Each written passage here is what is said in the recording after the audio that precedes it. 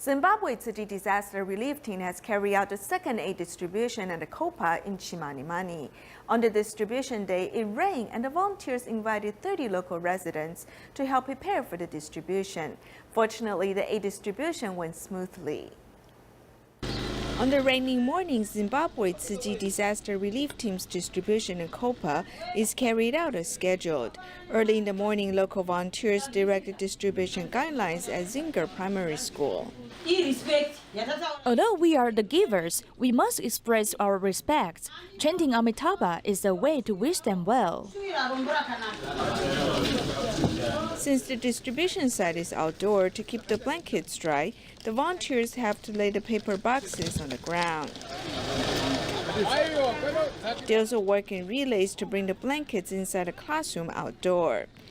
After completing the preparation, the volunteers started the distribution.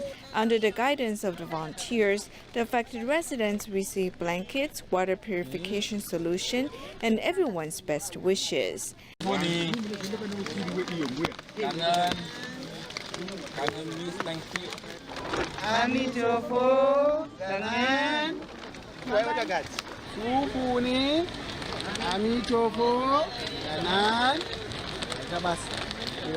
My house was destroyed by the cyclone.